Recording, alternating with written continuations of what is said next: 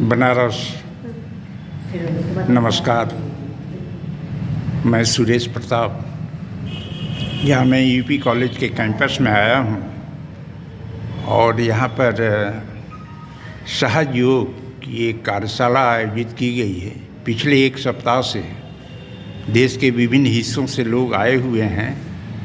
ये माता निर्मला देवी ने इस सहज योग का आविष्कार 1970 में किया था और तब से विभिन्न देशों में, दुनिया के और देशों में भी इसकी शाखाएं चल रही हैं।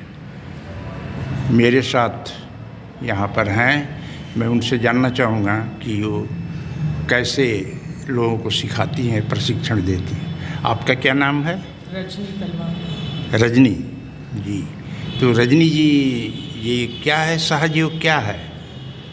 सहज योग श्री माता जी के द्वारा बताया गया एक प्रक्रिया है। सहज मतलब सह, साथ, जन्मा हुआ, जन्म के साथ ही हमारे अंदर एक शक्ति जिसको कि कुंडलिनी शक्ति कहा गया है, हमारे यहाँ ट्रायंगल बोन में होती है, जिसके बारे में श्री माता जी ने बात की है। और श्री माता जी की ही कृपा से जब ये हमारी कुंडलिनी शक्ति जागृत होती है और ये हमारे ये सारे 6 चक्रास को भेदती हुई हमारे ये दशम द्वार पे आती है, तो तब हमें श्री माता जी की कृपा से हमारे हाथों पे चैतन्य लहरियाँ और सिर के ऊपरी भाग पे महसूस होती हैं। और इन्हीं चैतन्य लहरियों से जब हम ये सहज योग ध्यान इसमें 7 कुंडली के बारे में चर्चा है, लिखा गया है चार्ट में जो है। हाँ, इसमें श्री माता जी ने कुंडलिनी जागरण की बात तो की है। पहले नंबर पर कौन सी कुंडली है?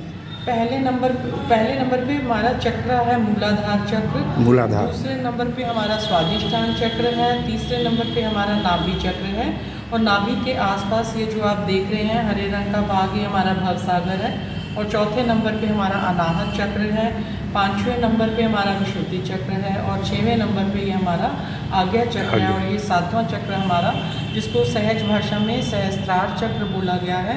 ये दशम द्वार जब हमारा खुलता है, ये तो सिर के ऊपर है। सिर के ऊपर है। और जब परमात्मा से हमारा मिलन होता है तो हमारा ये चक्र खुलता है और जो ब्रह्मांड में फैला हुआ ये परमात्मा का वाइब्रेशंस हैं वो हमें फील होती हैं। और जब हम सहज योग ध्यान करने लग जाते हैं तो इन्हीं वाइब्रेशंस से हमारे को शारीरिक, मानसिक, भौतिक सभी तरह के फायदे होते हैं। जी। और आप कब से जुड़ी हैं यहाँ से? मैं 2008 से सहज योग कर रही हूँ। 2008 से। कहाँ से आई हैं आप? लुधियाना, पंजाब से। अच्छा, लुधियाना पंजाब से। तो 2008 से तो आपको कुछ महसूस हुआ? हाँ जी। जब हम ध्यान करते हैं, सभी सहज योगी जब भी श्री माता जी की फ़ोटो के आगे बैठ के ध्यान करते हैं तो सबको अपनी अपनी स्थिति के अनुसार महसूस होता है। किसी को गर्म हवा आती है, किसी को ठंडी हवा आती है, नहीं तो निर्विचारिता तो सभी को ही आती है। सहज योग ध्यान ही यही है कि जब हम ध्यान करते हैं तो ध्यान में आपको निर्विचारिता प्राप्त हो।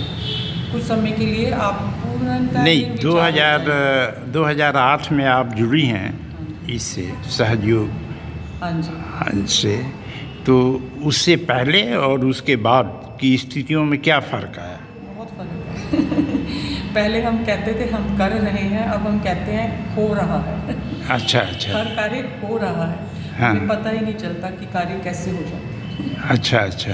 और अब मेरे स्वास्थ्य में भी बहुत सुधार आया तब से अब तक। पहले आपको व्यक्तिगत तौर पर शारीरिक कुछ थोड़ा सा तकलीफ थी? हाँ, सर्वाइकल वगैरह की प्रॉब्लम थी मेरे को और बीपी लो वगैरह की प्रॉब्लम थी। अब मैं कोई दवाई नहीं खाती हूँ और मैं बिल्कुल ठीक हूँ। कोई दवा नहीं लेती? नहीं। और जो जैसे हमारे समाज में हमें छोटी छोटी चीज़ें, किसी का व्यवहार, किसी का कुछ हमें डिस्टर्ब करती हैं, अब हमें वो भी डिस्टर्ब नहीं करती।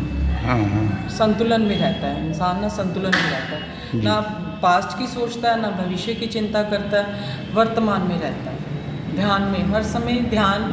फिर धीरे धीरे आपकी ये स्थिति हो जाती है कि ध्यान किया नहीं जाता, आपको ध्यान में रहने की आदत पड़ जाती है कि आप हर समय ही अपने आप को महसूस करते हो कि मैं ध्यान में हूँ। ये आदत पड़ जाती है। तो आप यहाँ कब तक रहेंगी?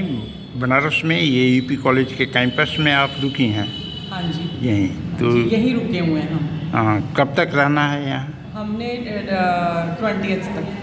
अच्छा 20 तारीख तक। 20 तक, हाँ। बहुत बहुत धन्यवाद आपको, आपने आपका बहुत भी कुछ जानकारी धन्यवाद। दिया इसमें। आपका भी धन्यवाद। धन्यवाद। मैं सुरेश प्रताप।